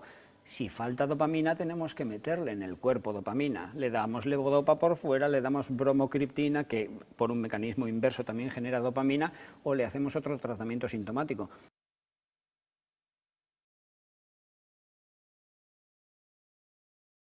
No tengan miedo las familias con pacientes con Parkinson, porque puede ser una cuestión ambiental más que genética. Aunque hay genes que vinculan el Parkinson a ciertas familias, lo que parece más plausible es que estímulos ambientales que las familias comparten sea lo que desencadena ese Parkinson. De hecho, personas que viven en el ambiente rural y que en el ambiente rural huelen y reciben por la vía inhalatoria muchos pesticidas, muchos plaguicidas, suelen tener grandes Parkinson. Por eso el tema ambiental es un tema que está teniendo mucha preeminencia en las causas del Parkinson, porque claro, todavía no sabemos cuál es la causa, estamos vendidos ahí. Mi trabajo es fácil porque uso ClickUp, así es como hago un seguimiento de todas mis tareas. Empiezo volcando todo lo que tengo que hacer en una vista de lista. Luego, establezco una prioridad y una fecha de entrega para mantener las cosas en orden.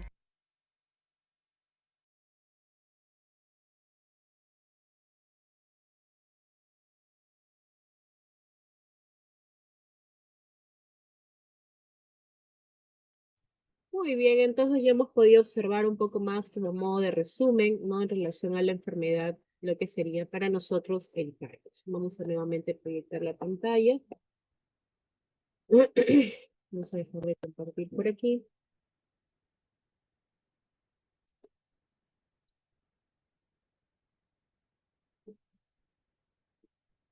Muy bien. Entonces, justamente lo que ya ustedes han podido observar, ¿no? Básicamente para nosotros es que todo lo que es en relación ya a esta enfermedad, ¿no? Que estamos evidenciando lo que es el Parkinson, pues es una enfermedad, uno, es una enfermedad degenerativa, ¿no? Segundo, que vamos a ver que la afectación directamente es a nivel del sistema nervioso central, ¿no? Tercero, vamos a ver que hay una disminución de muchos neurotransmisores, principalmente la dopamina. Por ahí también vamos a tener, en este caso, la disminución, ¿no? También de la hormona norepinefrina, que también actúa ya directamente en comunicación para los movimientos involuntarios, ¿no? Entonces, esta situación de salud implica, pues, lamentablemente, muchos daños, no solamente en el paciente como tal en el cuadro de la enfermedad, sino que vamos a ver que también puede llegar a afectar en la vida diaria, ¿no? ¿Qué pasa con un paciente que de pronto ya no puede movilizarse, ya no puede tener este movimiento como tal, ¿no? Los movimientos, no, el paciente tiene el movimiento involuntario, ¿no? Porque vamos a ver que está con este movimiento constante, no es capaz de poder realizar sus actividades con normalidad. Ya los pacientes vamos a ver, ¿no? Que empiezan a arrastrar los pies, donde empieza pues en la parte, puede ser, ¿no? Unilateral, ¿no? Miembro izquierdo, miembro derecho, donde inicia la enfermedad. Y esto pues va a afectar de verdad en estos pacientes, pues, y parte del tratamiento que nosotros recomendamos, lo ideal es que el paciente no solamente tenga lo que son los fármacos, ¿no? Si bien es cierto, los medicamentos van a ayudar a que mi paciente pueda mejorar, ¿no? A gran medida la situación de salud que pueda estar experimentando con el movimiento involuntario, la depresión, inclusive la rigidez le va a ayudar, ¿no? A cierto nivel, pero ¿qué es lo que va a pasar cuando el paciente ya experimenta esta rigidez muscular mucho más agravante? A tal nivel que inclusive los pacientes dicen que tienen dolor, ¿no? Porque esta misma rigidez dice, no, sí, tengo dolor aquí, tengo dolor en el otro lado, en el brazo, justamente donde está afectándose la enfermedad a gran escala. Entonces, es importante que la terapia consecutiva con ellos sea de forma frecuente, ¿no? Sea la terapia. Y de esta manera poder tratar de aminorar, ¿no? La afectación de la enfermedad con ellos, ¿no? Y evidentemente lo crítico es que cada cierto periodo de tiempo, con estos fármacos que ellos van a consumir, no es que desde que iniciaron el tratamiento, estos fármacos les van a ayudar durante hasta el último proceso, ¿no? Puede ser que durante el periodo van a tener que tener ajustes del tratamiento, donde le van a tener que aumentar dosis, ahora tomaba ahora antes tomaba una tableta, ahora tomamos dos, ahora tomamos 3 tabletas, no aumentan la dosis. ¿Por qué? Porque lamentablemente la enfermedad avanza, avanza y sigue avanzando. No es que se detuvo porque ya tomé el medicamento hoy día. No, la enfermedad sigue en avance. Y esto evidentemente a nosotros nos da una situación que de verdad tenemos que estar alertas con estos pacientes, ya los primeros indicios de ese tipo de situación, llevarlos al neurólogo, que lo revise el especialista y que de alguna manera iniciar de forma pronta para evitar, ¿no? A posterior, ¿no? Que la enfermedad avance muy rápido, ¿no? Hay casos donde el paciente puede tener un tiempo bastante largo con la enfermedad, pero hay pacientes que se les inicia a corta edad y rápidamente pues vamos a ver que inicia a tal medida que en muchos casos se postra en una cama, se complican con lesiones por presión, se complican por infección y pacientes fallecen solamente por ese tipo de eventos. Entonces tengamos mucho cuidado, ¿no? Como parte también del cuidado que le brindamos a los pacientes. Muy bien, entonces, no sé si de pronto tenemos dudas, tenemos consultas, ¿no? Hasta acá ya hemos llegado a la parte de lo que sería la parte teórica de lo que es el Alzheimer y Parkinson. Igualmente, ahí a todos ustedes se les ha compartido su formulario para que se puedan registrar. Si ustedes tienen alguna duda, alguna consulta, lo pueden escribir aquí en el chat o de pronto estoy atenta si es que alguien quisiera hacer alguna consulta, alguna duda y poder, en este caso, responderla si fuera el caso. Muy bien, voy dejando de compartir. ¿Ok? Entonces, si tienen alguna pregunta, alguna duda, antes de cerrar ya el taller del día de hoy, primeramente a todos ustedes agradecerle por la participación de este taller, ¿no? Que evidentemente espero que haya sido de mucho beneficio para ustedes, más si es que están a su cuidado con pacientes que tienen el diagnóstico. No es fácil, no es fácil trabajar con pacientes con este diagnóstico. Y yo lo que siempre digo, nosotros tratemos en lo máximo de tener mucha empatía.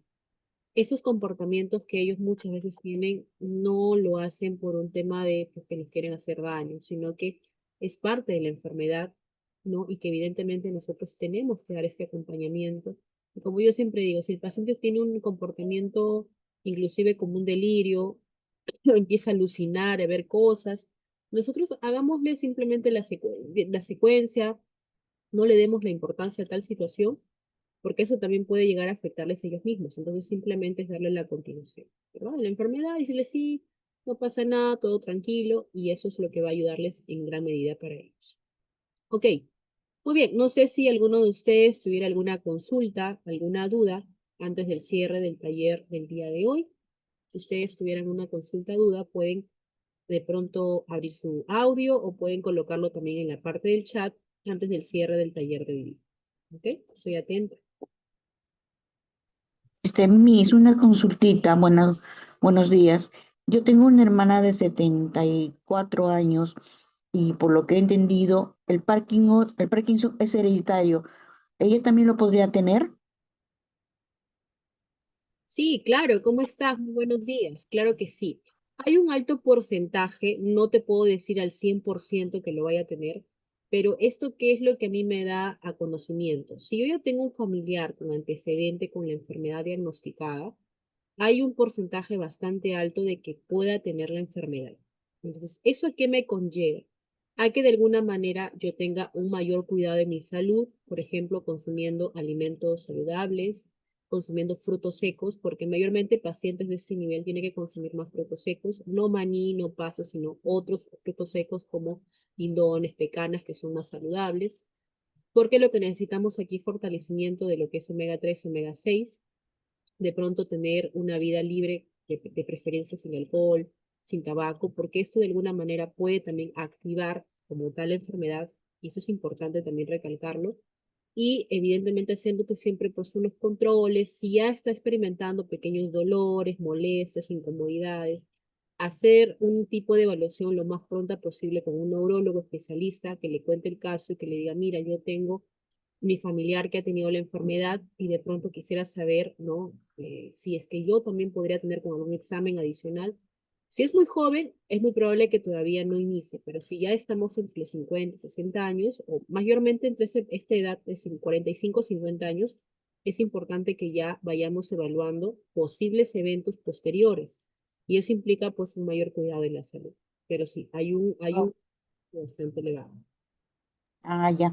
Le preguntaba porque mi papi casualmente tuvo Parkinson y él me dijo, esta enfermedad no tiene cura y va a avanzar y va a avanzar. Y sí, lo vivimos en carne propia, como le digo, y por eso me preocupé por mi hermana. Yo soy como si hija adoptiva, no llevo apellido ni sangre, pero yo soy hermana, soy hija de crianza. Y la verdad, yo ahorita sí por eso le hice la consulta, doctora. Claro, sí, Reina. Lo ideal es que sí, si fuera el caso, lo más importante es el cuidado de estilo de vida y de pronto llevarle pues con antelación a un neurólogo para que le haga un estudio. Sería lo ideal. Ya, una cosita, ¿puede comer arándanos ella también? Sí, claro que sí.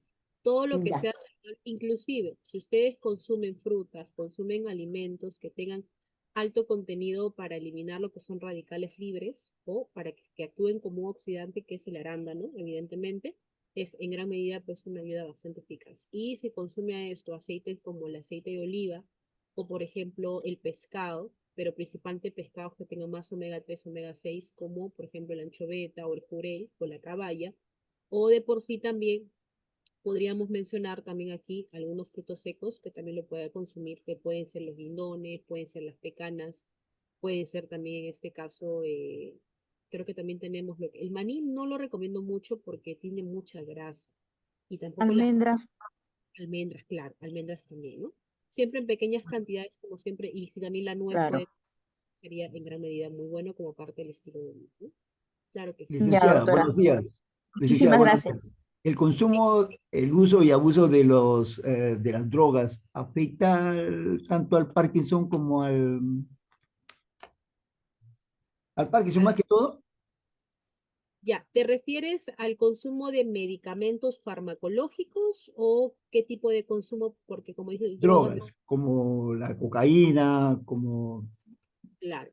Si lo utilizamos, cabe recalcar que en la actualidad ustedes ya han escuchado pues de que existe pues el consumo de ciertas sustancias que ya no tienen un efecto negativo, ¿no? Que tiene pues un efecto positivo en la salud como son las gotitas, ¿no? Que se consumen, que en tal medida puede ser bueno para algunos pacientes, pero ya si ustedes lo consumen ya de una forma pues no saludable, que ya se conoce que ese tipo de consumos nocivos, que son las drogas o inclusive el tabaco o el alcohol propiamente dicho, esto sí evidentemente tiene un alto índice a poder, no te voy a decir que tiene relación a que puedas tener Alzheimer o Parkinson, pero sí te puedo decir que podrías tener otra afectación de otras enfermedades adicionales. Ahora, si es que ya tuvieras un gen relacionado, puede haber también como factor de riesgo que puedas tener la tendencia también a desarrollar. Porque cabe recalcar que mucho de estas sustancias afecta al sistema nervioso, o sea, afecta ya en gran escala. Y esto pues evidentemente puede llegar a deteriorar ciertas células cerebrales y poder conllevar alguna de estas enfermedades. Entonces, si lo tomamos de esa medida, sí, porque daña, altera y evidentemente puede llegar a incidir en ese tipo de cosas. Entonces, gracias, licenciada, muy amable. ok. Por acá estoy viendo algunas preguntitas, voy a responderlas para que nadie se quede con la duda. Por acá me dice, Disculpa, doctor, licenciada, estaba mandando en el chat, pero lo que quería decir es que sí, adelante, adelante. mi mamá, sí, mi mami está con el Parkinson y yo he ido al neurólogo y no le recetan ninguna vitamina. Otro es que mi mamá no duerme mucho y se estreñe demasiado. Y no hay algún suplemento que se le puede dar porque yo por mi cuenta le he comprado melatonina en la noche, recién está con 2 días tomando. Y obviamente pues también estoy buscando eso de las terapias. ¿Qué me sugiere más que nada lo que es suplementos? De la melatonina que le estás dando, tengo entendido eso es para que pueda conciliar el sueño. Ya. ¿Le Sí. estás dando y está descansando? ¿Has visto algún efecto positivo al darle la melatonina? Todavía no, recién está 2 días, estoy con 1 gramo. Tengo entendido que voy a pasar una semana y según viendo ya le aumentaría de dosis.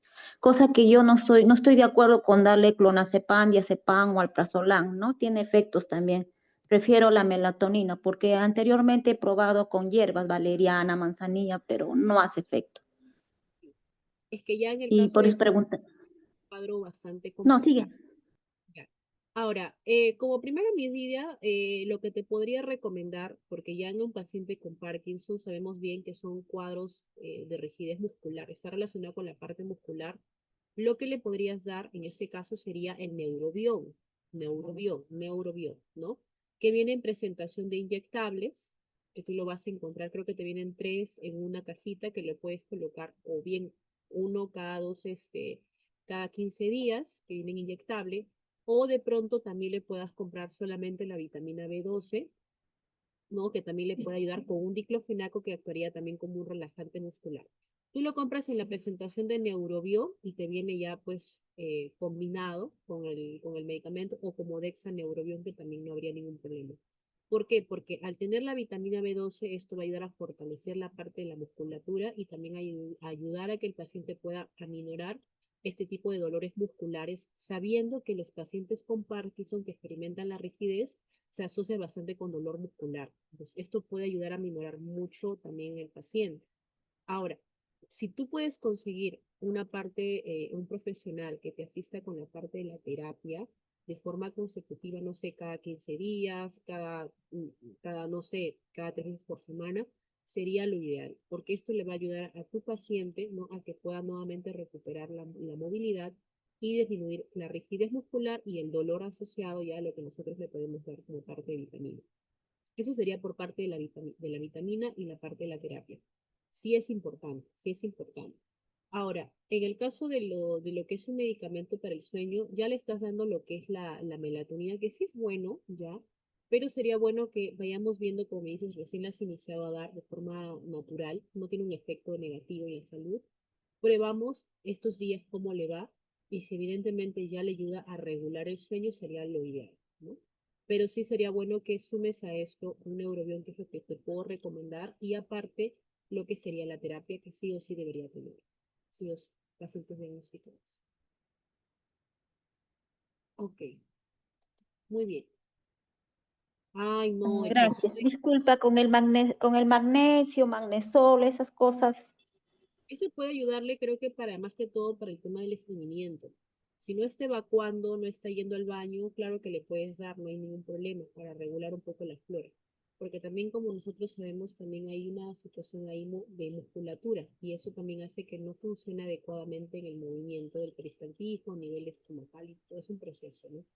Pero si tú le puedes dar, también eso podría ayudar, claro que sí, no hay ningún problema. Aunque en Sí, claro, la idea es darle calidad de vida, pues. sí, Reina, lo ideal en estos pacientes con diagnóstico es darle la mejor calidad de vida, que no sufran durante el proceso, porque el dolor que ellos experimentan, créeme que es bastante triste, es un dolor muy fuerte. Entonces, tratar de darle vitaminas como el que te estoy recomendando, la Neurobión, en que venga con diclofenaco o de pronto cómprale la Dexaneurobión, que sería mejor. Si ya no la tienes así como Neurobión nada más, ya viene con diclofenaco incluido, que es un analgésico, le va a ayudar a relajar y potenciar mucho mejor también la musculatura y las terapias que le van a ayudar también a eliminar el dolor. Ujú. Bueno, gracias, licenciada, me quedó más claro. Ok. Sahedi por ahí me pregunta sobre el consumo del café. No, a ver, en el caso de los pacientes con Alzheimer y Parkinson, no es lo recomendable el consumo de café. Ya no es recomendable. Porque nosotros sabemos que el consumo de café que los pacientes mayormente la consumen, lo hacen a dosis muy elevadas y no en horarios adecuados. Si nosotros, por ejemplo, queremos tener el consumo del café y que sea saludable, miren, yo les doy esto para todos, que sea saludable y que tenga un poder oxidativo, ¿no? Para que nosotros nos ayude a oxidar la mayor parte de radicales libres, lo ideal es tomar en la mañana, a la primera hora y sin dulce. Ese es el uso adecuado que nosotros deberíamos darle al café si queremos que sea como vamos a decir, un consumo saludable. Pero ya si lo consumimos por la tarde, por la noche, en horarios muy elevados y evidentemente también con altas cantidades de azúcar, etcétera, y agregados, esto ya no es saludable para nosotros. En los pacientes que ya tienen el diagnóstico, esto lo que puede ocasionar es alterar las células nerviosas y ya de por sí la tienen afectadas. Uno, no les va a ayudar a conciliar el sueño, que ya de por sí es un problema que ellos van a tener con el diagnóstico, como en el caso de su compañera, que no pueden descansar.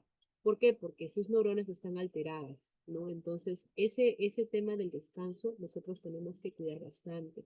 Entonces, si nosotros ya lo vemos como un tema de antecedentes, o sea, si yo estoy consumiendo de forma frecuente, puede ser una alta probabilidad de que yo tenga la enfermedad. No hay un 100%, pero hay un 50% de que sí lo podamos experimentar porque no tenemos un buen sueño, estamos haciendo actividades a largas horas de la noche, o a esto le sumamos consumos de forma frecuente con un café muy cargado y que evidentemente afecta durante nuestro sueño, entonces sí podría incidir a posterior a tener un daño cerebral. Entonces es importante también tener ese tipo de cuidados. ¿Ok? Muy bien, en relación a la pregunta. Y bueno, ya para terminar por ahí, sí, lo importante que sí o sí tenemos que hacer son las terapias. Sí, Mónica, lo importante aquí es hacer las terapias, no hay otro tipo de actividades que podamos hacer, lo ideal aquí es la terapia. Cabe recalcar que los pacientes tienen una enfermedad que son degenerativas, son enfermedades que no tienen cura. Eso quiero que ustedes lo tengan en claro.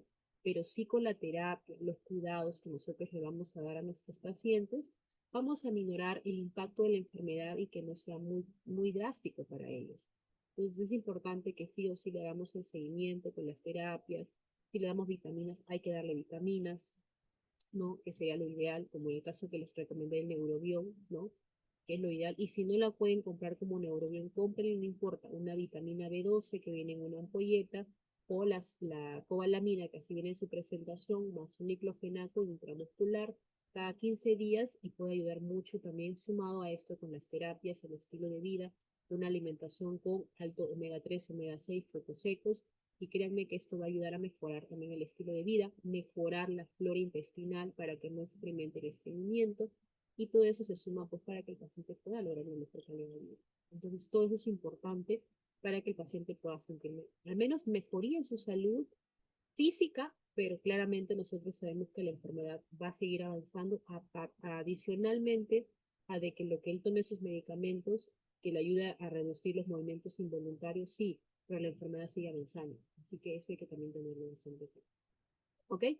Muy bien. Agradecerles a todos ustedes por su participación. Yo sé que ya este es el tiempo que hemos tratado de darle para ustedes.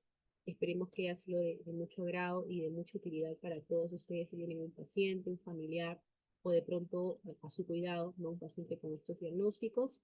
Y bueno, conmigo sería hasta otra oportunidad. Un gusto de haber participado con ustedes el día de hoy y ya nos estamos viendo. Cuídense, que todos tengan muy buenas tardes.